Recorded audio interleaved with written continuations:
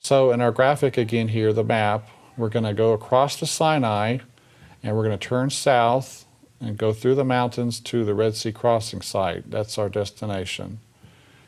But Solomon's seaport was on the northern tip of the Gulf of Aqaba at Elat, according to 1 Kings 9:26, and it termed this body of water as Yam Suf, or the Red Sea. Mm-hmm. That is the body of water we're heading over to, the Gulf of Aqaba. And as we're heading east out of Cairo, we're taking our taxi, and we encounter the Suez Canal that we've all heard of. And along the way here, we have to go underneath the Suez Canal. There's a tunnel going underneath the Suez. It's over a mile in length. That's one way of going through the waters on dry ground, yes, I suppose. Yes. So our driver's taking us through the tunnel here, and we've got an abbreviated video segment of it as we enter. And it's a quite nice, but it is a small, 2-lane tunnel. But then we come out the other side after driving over a mile, and we have just left Africa, and we're now in Asia. And we're going to go across the Sinai Peninsula, similar to the route that the children of Israel took. And albeit not on asphalt. Yes, yeah. Right. Along the way, we saw this truck in front of us that said, "I love Jesus." Of course, we're in a Muslim country, but we thought that was interesting. That's very gutsy in a Muslim country. Right. And so we went through some checkpoints on the way, going through. Were you ever questioned about your video along the way by those in the checkpoints? Well, usually our driver would tell us to put the cameras down. Probably a wise choice. Yeah, right.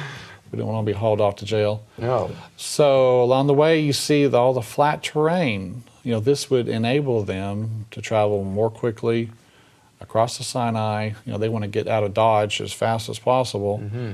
And 3 million people in tow, if not more. Yes. Mm-hmm. So again, we're taking video, different segments along the way. Again, you see the flat terrain as we're heading further east. And again, this may be an area where we kind of headed south. And again, you see a really flat area where the children of Israel would have journeyed through here. They would have never suspected that they would be entangled in the desert, as the word says, encountering a Wadi Watir after seeing yes, this. I'm sure a lot of the men that knew the area, when they turned south, they became concerned, where is Moses taking us? Right. But well, as Michael Rood points out in his video, Nueva, in the beach, you're pretty much cornered. You've got yes. Wilderness to one direction and armies to the other. Yes, right. And so in this area, we're getting closer to the Wadi Watur that goes through the mountains. Again, the flat, nice terrain.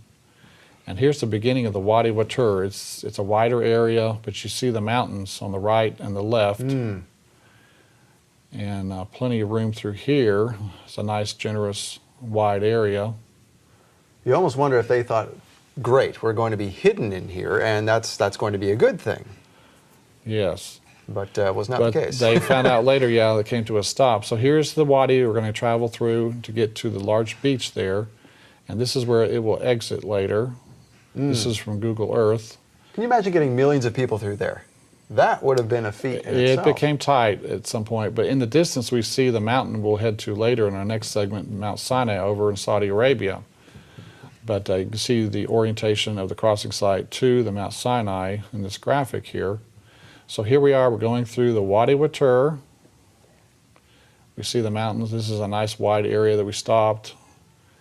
And it's still fairly passable here. Yes. Does not look like a threat at all. Right. But as it gets narrow, we can see here it's much narrower, and things were a bit congested. And there is nothing there. I mean, no wonder they were concerned. There's no food, there's no water. Yes. Just a bunch of rock. And right. so... And you can't take your wagons over top of these mountains here. No. Look how steep this is. We have to remember, there's no asphalt in that day. I mean, there's no smooth road. They're feeling every bump. They're yes. likely twisting ankles trying to get away so fast. Exactly. And so, winding our way through this narrow area, it gets more and more narrow Here we make a turn through a narrow spot, and I think we may pan up at some point, and you can see how steep these large mountains are. So it says in Exodus 14, they're entangled in the land, the wilderness hath shut them in. So Exodus is telling us they're going through the Wadi Watur, they feel all shut in, they're entangled, they're winding their way through these narrow mountains. And yeah, for those who argue a different crossing point, that verse would not make sense. Right. Where are they going to Right. be literally entangled? yes, and you can see how steep it is, very steep there. We shot up there, and this is the beach, and past that we can see in the distance now the water of the Gulf of Aqaba. Now, there's something on that beach modern, is there not? There's some buildings there. There is, and we'll see that, yes. So there's the wadi we traveled through. We're now at the beach at Nuweiba. And now we're going to show you the second way to get to the beach, and this would be from Israel. Here's Eilat. It's Saturday evening. The day is ending, and the next morning we're going to head out through the Israeli exit point and then go over into the Egyptian border station here. And so the Taba Gateway, and we had our driver waiting for us, ready to take us. We're heading south about 50 miles, heading down to Nuweiba. And This is the Israeli way. this is from Israel, yes. Okay. You can get to it from Israel. And on the left, we can see the waters of the Gulf of Aqaba. So I'm here in the back seat. We see the water Oh, there it is there, yeah. on the left, the Gulf of Aqaba. That is the Yam Suf, or Red Sea, spoken of in the Bible. There is the Pharaoh's Island, built in the 11th century by the Crusaders. I guess they were controlling movement through the area. It's a very interesting castle. And here in Egypt, things are poorer compared to Israel, but a lot of vacant buildings, a lot of unemployed. But we're continuing to head south. Now, when was this video shot? This was November of 2016. Okay, so this is after all the unrest and the Arab Spring Yes, and all the rest of it. yes. And then there's Nuweiba, jutting out into the water, 5 miles long, 3 miles across. So it's large enough to hold 3 million people. That is larger than one imagines seeing the photos from Yes. the aerial view. In the background there is the Wadi Watur we came out of, emptied Okay. out onto the beach here. This is from our hotel. And you can see the Wadi Watur right there. So this is what, minus the buildings, of course, this is what the Israelites saw. Yes, When they looked some- back and saw the yeah. Egyptians coming. Some have called this Piharoth, mouth of the hole or canyon, which is, it's a major point to make note of because you're exiting the mountains. So that may be Piharoth. And then here is sunrise the next morning.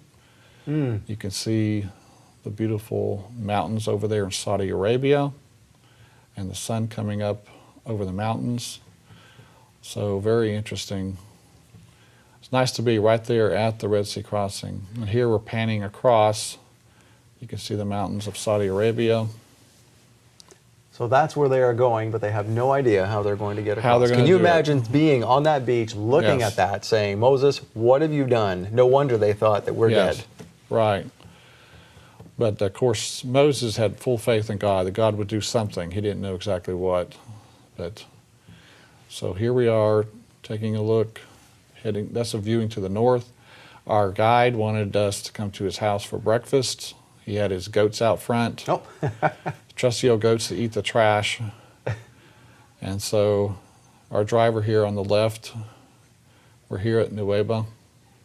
so can people go out there like you did as on some kind of tour, or is this just something, an anomaly that you did and happened to find a driver who was willing to do it? Well, I don't know of any tours going there, formal tours, but it's mainly individuals that are going.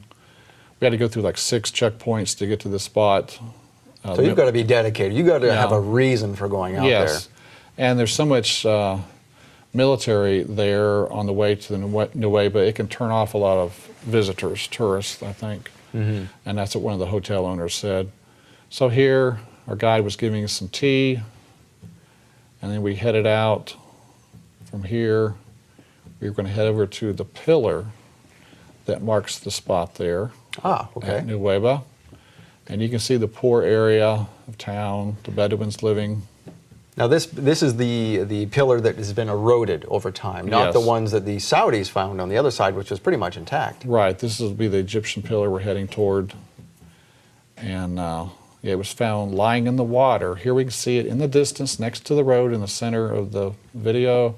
Oh, there it is erected there. Yep. Yeah. Okay. So Ron Wyatt showed it to the authorities in 1978. The Israelis were occupying the Sinai Peninsula. He showed it to them. They brought it back from the water's edge and set it up in concrete, which was very nice. So today you can go there and stand beside this pillar. And that's all thanks to Ron Wyatt.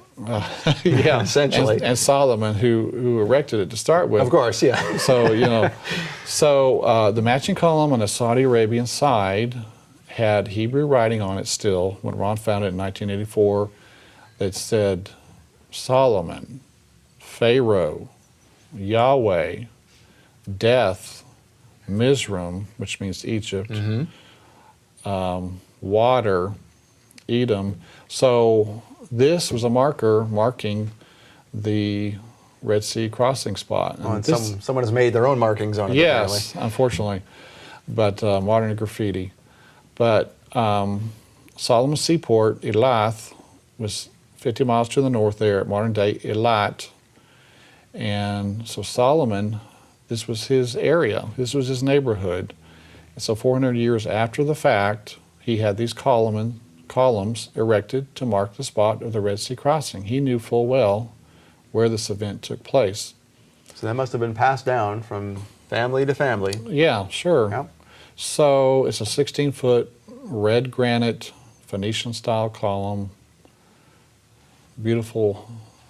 And there's obviously no writing on there. That's all been washed off now. The back side of it has been eroded away. It doesn't look this nice, and that's where probably some writing was. But that's a solid piece of granite. That's not like the Yes. Sodom and Gomorrah limestone that we saw. This is Right. It's This is very solid red granite.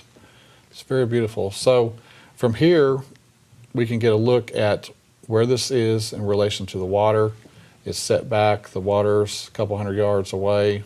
and this is the beach here essentially. Yeah, this is the crossing area right here where the water actually opened up. Wow. Yes, it's amazing to stand here. Now, is there a definite place on the other side that we can match up as to where Yes. from the beach? The column that was cut down in Saudi Arabia, the base of it is still there. Oh, okay. So if you line these up, it's 13 miles across the water. Yes. So we're traveling through the local Bedouin village here.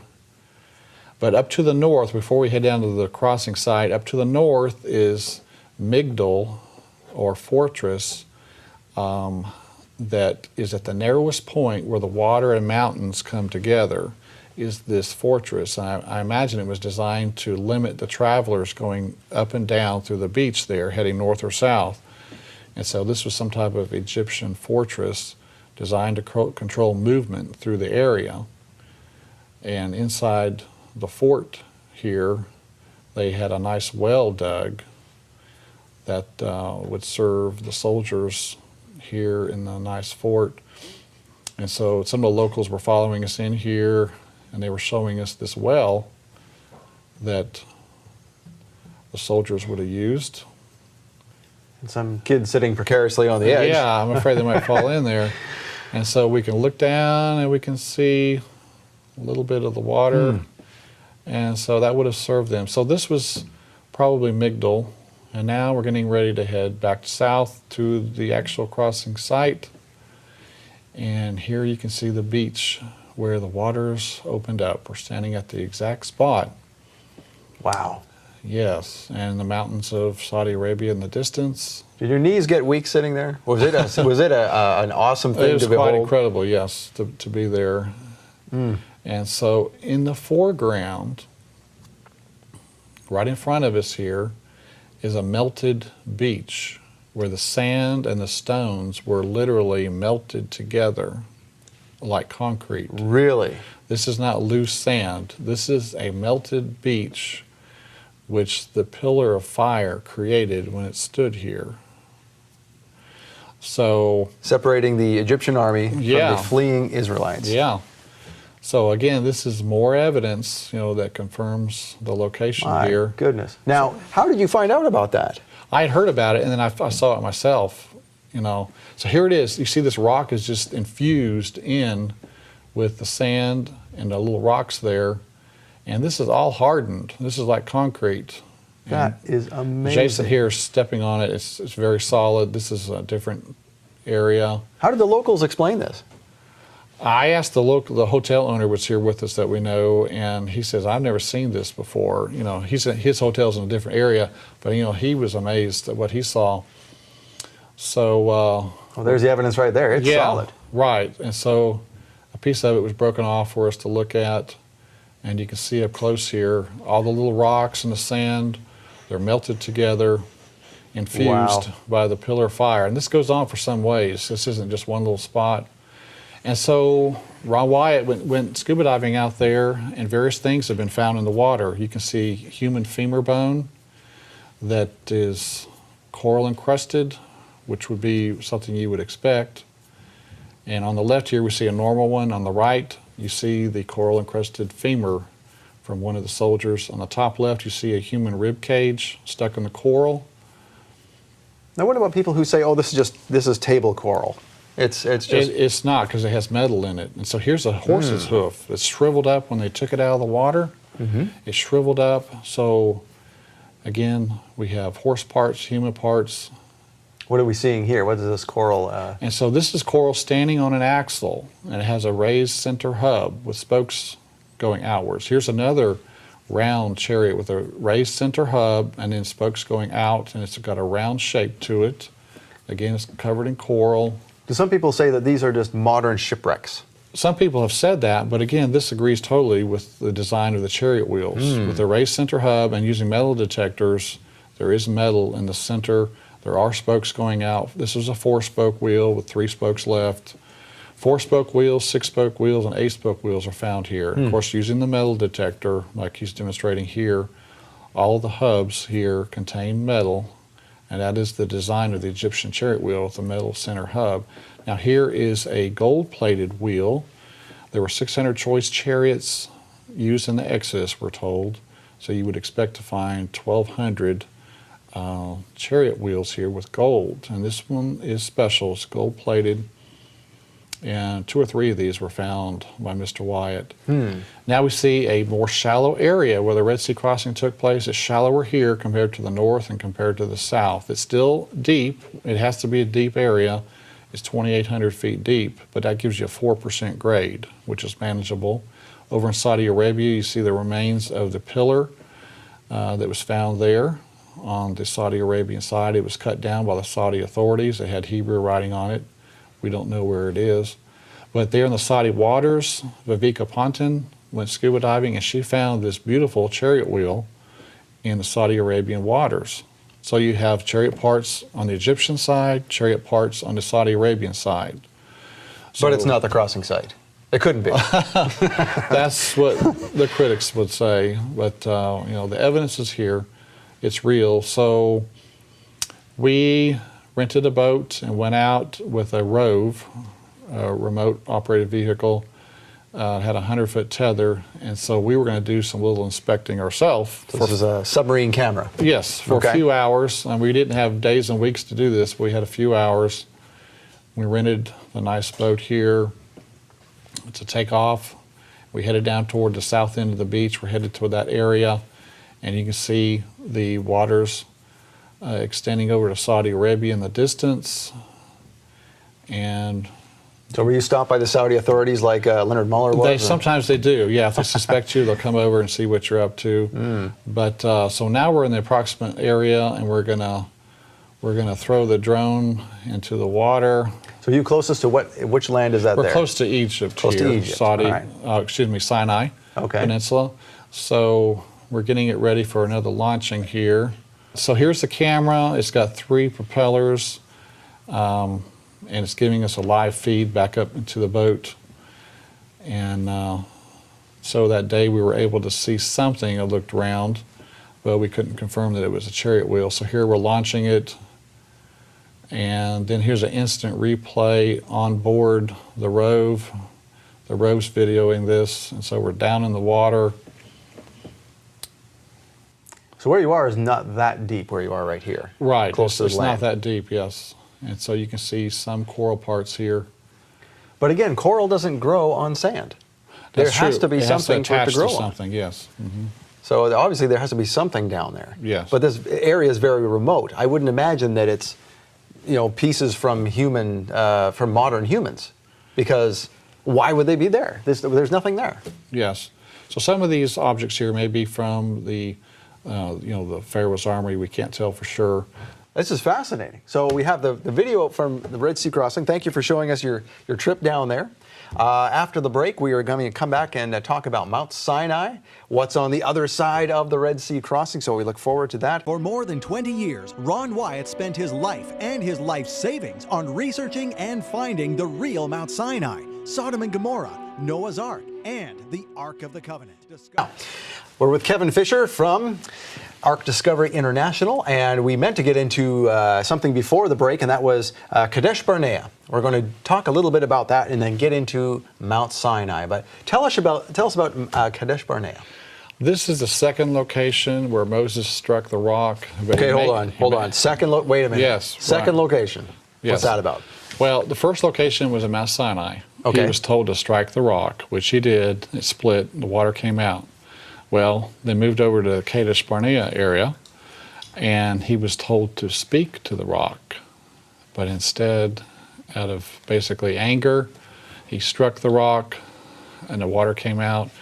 And so there's an area about 30 miles southwest of the Dead Sea that Mr. Wyatt found that he believes is the Kadesh Barnea site, where you can see a large amount of water erosion coming down the base of the mountain right there. So to get to the site, you have to drive out in the desert there, drive down some rocky roads.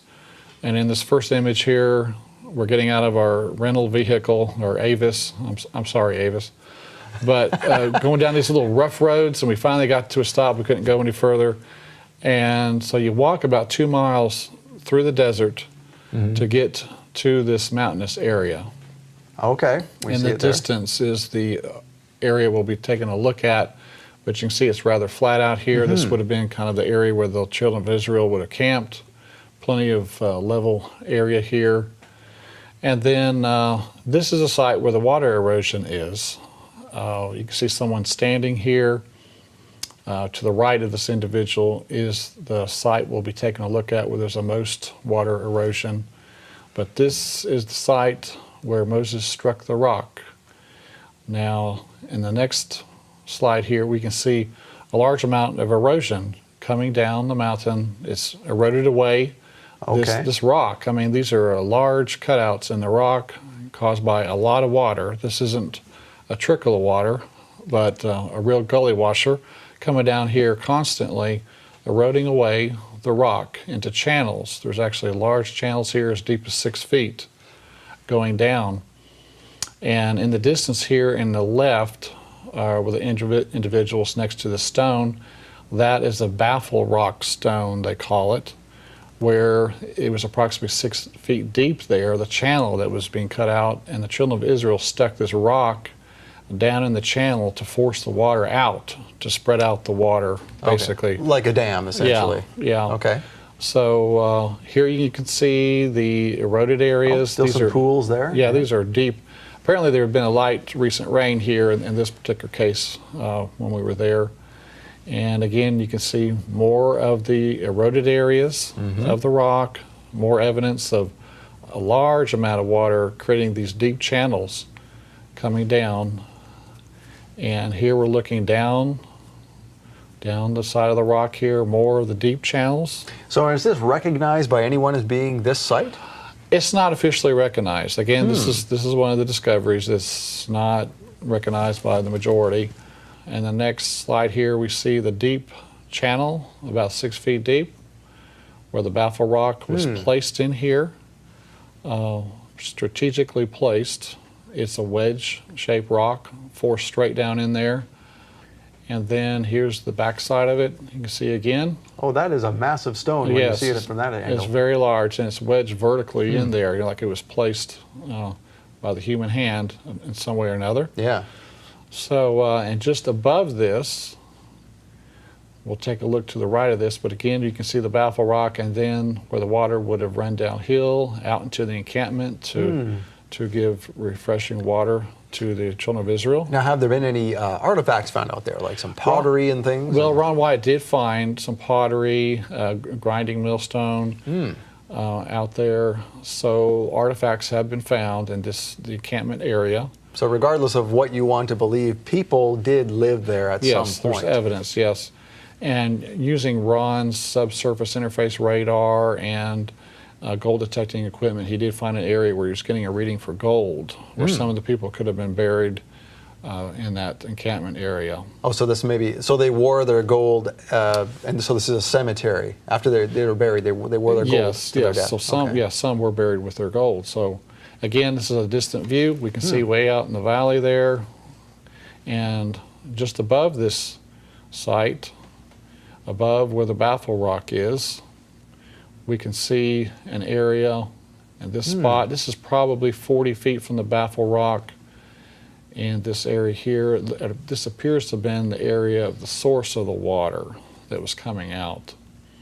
And here you can see the exact hole. It appears that water was shooting out of this hole and running downhill. And you can see the water here, the rocks here have been worn smooth. But so that's the Kadesh Barnea that Ron Wyatt believes is the real site of the event where Moses sinned. The second striking of the rock. The second, yes. A different location. Yes. Interesting. All right. All right, well, we're going to get into Mount Sinai now. We have another interesting presentation here, Kevin. So tell us about Mount Sinai. So this is a photo taken in Saudi Arabia looking back across over to Egypt. This would be a sunset photo. You can see the nice palm trees here in the foreground. But some people are probably asking, why are you over in Saudi Arabia? The reason we're in Saudi Arabia, as we can see on the map here, is because the Red Sea crossing that we saw earlier is found at the Nuweiba Beach in the Sinai Peninsula, and it's in the Gulf of Aqaba. And Midian is where Mount Sinai should be. Midian is in Saudi Arabia, near the mountain here, Mount Sinai. All maps that are historically accurate will show Midian over here in this area of Saudi Arabia. Midian is where Moses fled to escape the punishment of killing the Egyptian. And 40 years later, he was at the mountain of God. And because you will worship me on this mountain. Yes, he was to bring the children of Israel back to this mountain, the fire incident with the burning bush. So he was in Midian at that point, and he was to bring the people back to that location. So we want to be looking in Saudi Arabia. So, you know what I find interesting too is even though Ron Wyatt and Michael Rood and others say it's here, they're not the only ones. You have on your website some other quotes from some very knowledgeable and notable people. Yes. For example, Dr. Roy Knutson, he's a professor of biblical archaeology, says the visible evidence is quite overwhelming that the location of the true Mount Sinai has been discovered in Saudi Arabia. Yes. Herschel Shanks, you mentioned Herschel Shanks to me when we were talking before the program. He says Jabal al-Laz is most likely the site for Mount Sinai. And then Dr. Dean McKenzie, who is a professor emeritus at the University of Oregon, says the evidence points to northwest Saudi Arabia as the location of the actual Mount Sinai. Yeah, so there are, quote, authorities out there that are agreeing, yes, this is the correct mountain.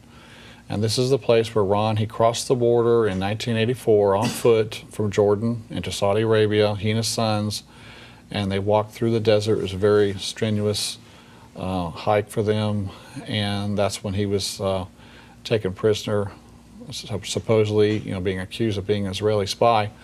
But Ron Wyatt found this mountain there, and he asked the locals, and the locals said, Jebel Musa Hena, or the Mountain of Moses is here. And so you've got a local tradition out there that, yes, this is the Mountain of Moses, and of course they do respect Moses, the Muslims do. Now there's two names there, Jabal al-Laz and Jebel Musa? Yeah, Jabal Musa Henna. They call it the Henna. Mountain of Moses. Okay. Yeah, is what they call it. And we're talking about the same place? Yes, same mountain. place. Same Okay. as Jabal El Laz, yes. And so here is the beach on the Saudi Arabian side of the crossing site there. Where the Israelites came over. Yes. From Nueva. And that's where we saw in the previous segment where the chariot wheel was found. Ah, okay. In these waters here. So this is a continuation of the crossing site. And so from the beach area, you can also see where the column was cut down. The column that had the writing on it, death, Mizraim, Pharaoh, Yahweh, Solomon, water. So this was a column marking the spot for the Red Sea crossing. The authorities cut it down and took it someplace. We don't know where it is. And what's interesting, there's two columns, and people might say, oh, well, that's just each culture had their own traditions of raising columns for this and that. But these are matching columns. They're the same granite. Yes, they're from opposite sides of the crossing site, strategically placed, and then you have the chariot parts in these same waters. So they were placed there on purpose, for a reason. Pillars were used, in ancient times to mark places or events. And so, we can trust these columns in this particular case. Solomon's Seaport was just to the north. He knew of this area, what was going on here. So in our next slide here, we can see Tim Mahoney in the foreground, and in the background, you can see the split rock, the first split rock. Yes, okay. So we went for the second one, back to the first one here. And of course, Tim Mahoney, he is with the website patternsofevidence.com. They're putting together a documentary on this and the Red Sea crossing.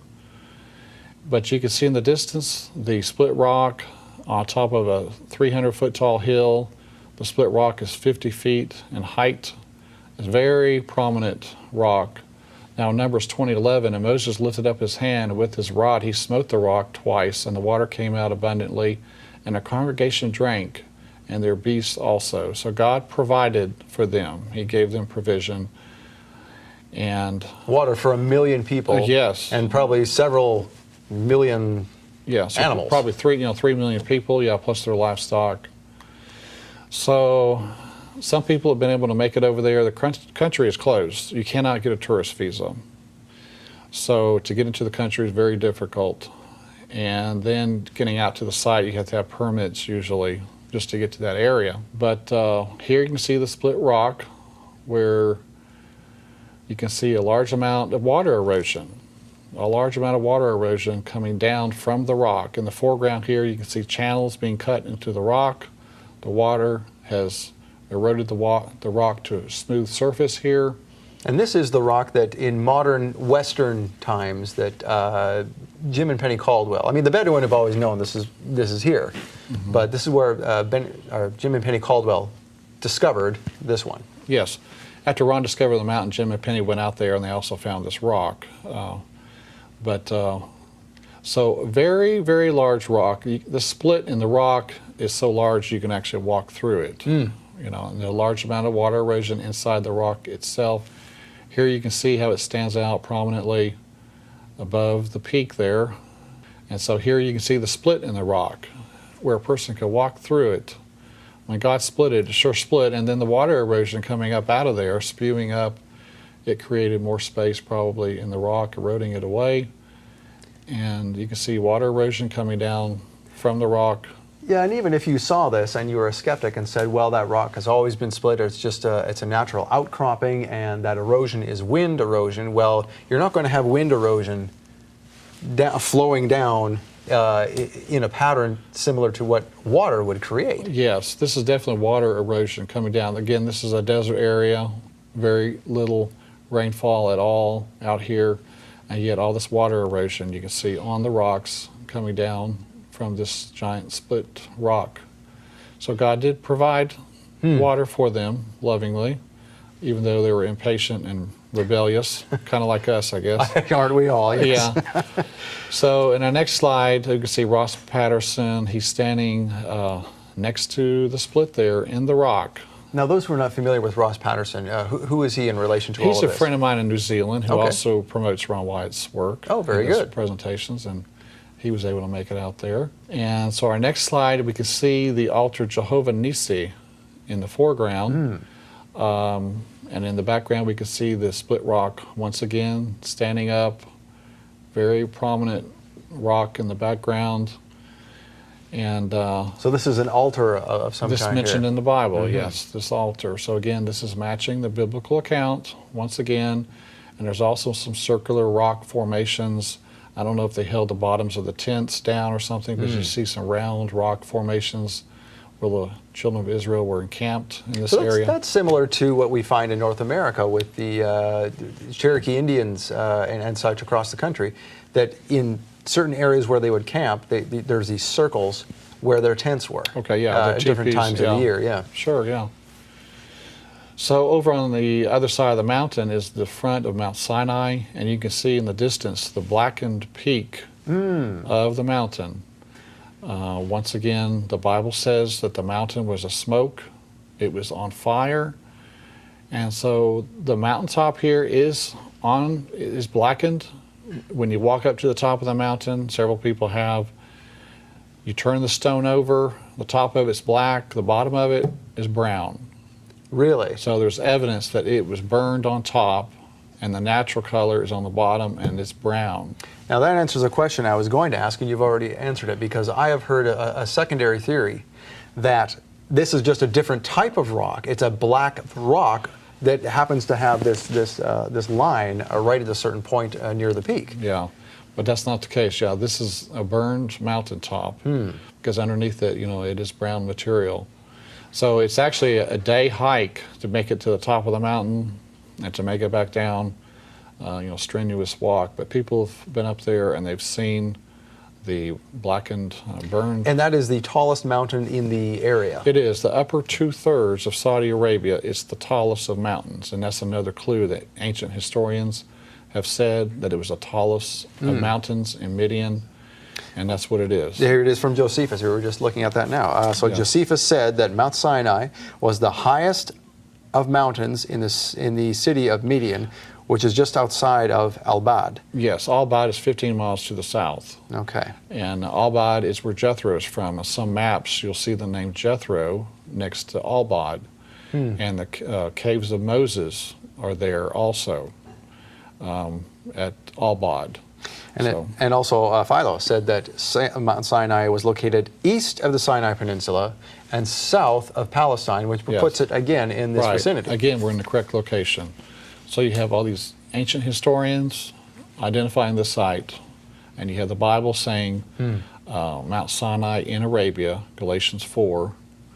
So it's pretty incredible. It's been lost for so many millennia, and yet here it is coming out near the end of time for a demonstration of truth for mankind. So Exodus 19, and Mount Sinai was altogether on a smoke, because the Lord descended upon it in fire, and the smoke thereof ascended as the smoke of a furnace, and the whole mount quaked greatly. My friend Aaron Sin was out there around 2003 with Tim Mahoney, and again you can see the blackened peak in the background, and at the base of the mountain, we'll see a little bit later, is the remains of an altar. Once again, fitting the biblical account. You can see a guardhouse on the right edge of this photo. They put a fence around the front of the mountain, and a guardhouse and a sign telling people to stay away. This is an archaeological area. So the Saudi authorities are recognizing this as an archaeological site. Well, having put that much effort into it, they know. Yes. They know darn well Sure. what this is. Sure.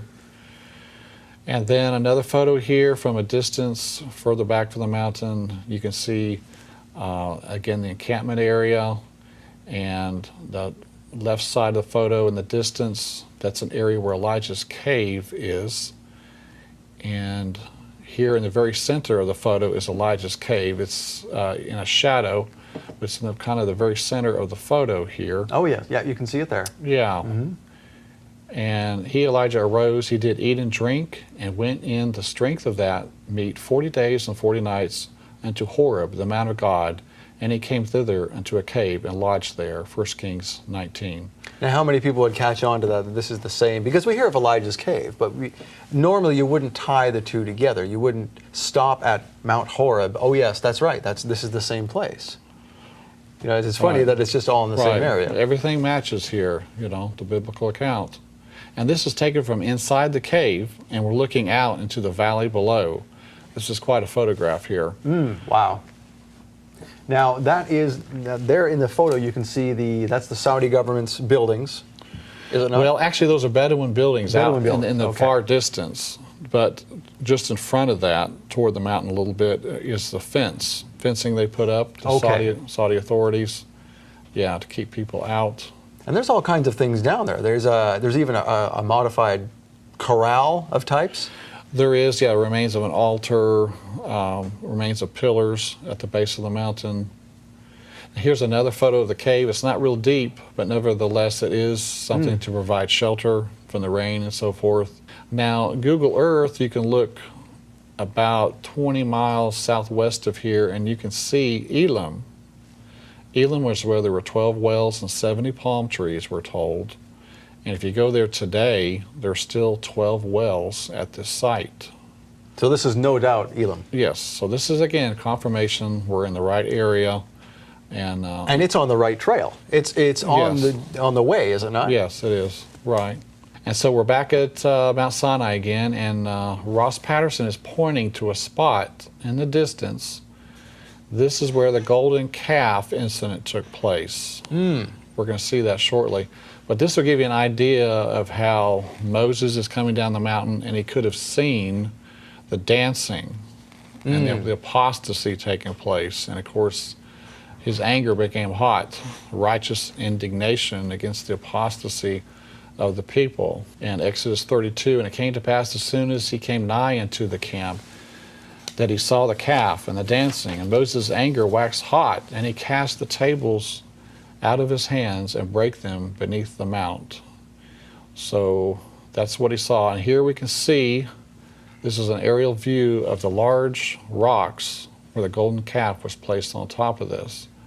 The Saudi authorities, they have placed a fence around this once again, and there's a sign saying this is an archaeological area, stay out.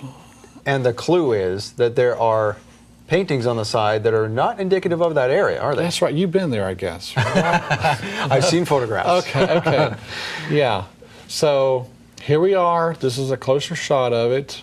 And on the sides of this, as you say, there are inscriptions of the Apis bull and so forth on the side of this from Egypt. So they came from Egypt. They're accustomed to this, Egyptian bull designs and so forth. And here Ross is next to one of them.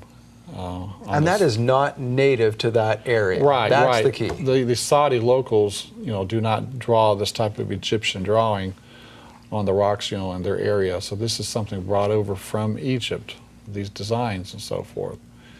So, and then Ross is next to some other carvings here, more bulls and calves, and you see a camel and so forth. So a lot more inscriptions here showing people were here, and again it's tied back to Egypt. Now, how long ago was this that you could get that close to this? Because you can't do that anymore.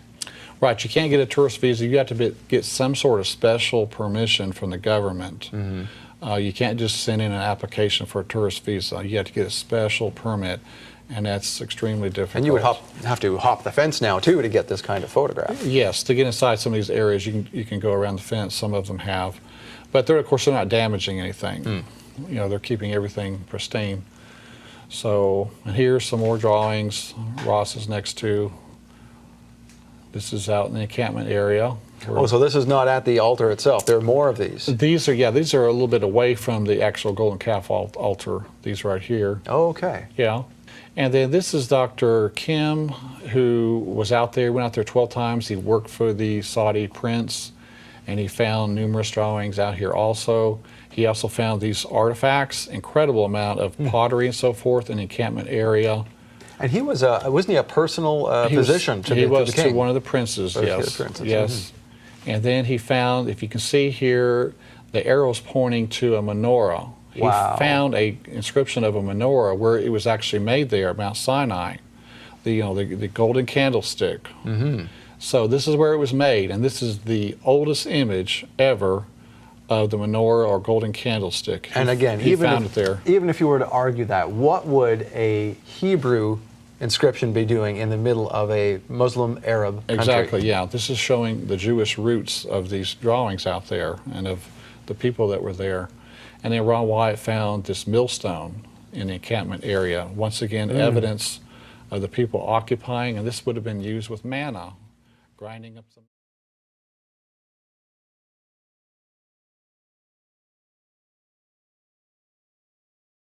Privileged position.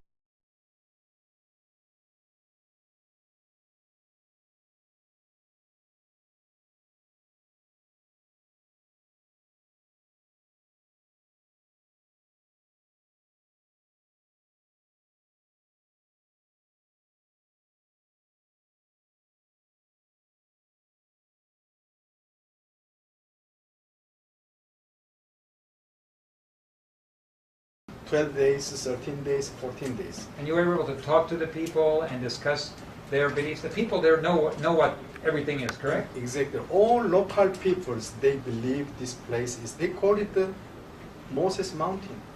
They call it Moses Mountain. They call Jabal Musa, Arabic Jabal Musa, Uh-huh. which means Moses Mountain. Now, and that's what we would call, that's what would be Mount Sinai to us. Exactly. You've been to the top of Mount Sinai. Yes. They call it the Sinai, means Arabic name is the Camel Hum.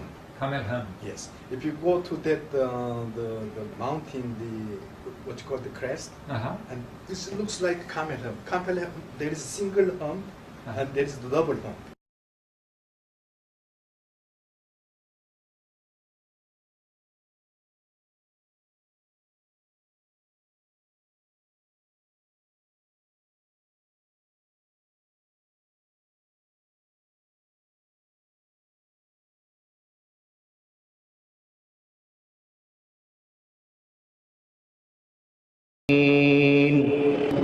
وجاء رجل من أقصى المدينة يسعى قال يا موسى إن الملأ يأتمرون بك ليقتلوك فاخرج إني لك من الناصحين فخرج منها خائفا يترقب قال رب نجني من القوم الظالمين ولما توجه تلقاء مدين قال عسى ربي أن يهديني سواء السبيل ولما ورد ماء مدين وجد عليه أمة من الناس يسقون ووجد من دونهم امرأتين تذودان قال ما خطبكما قالتا لا نسقي حتى يصدر الرعاء وأبونا شيخ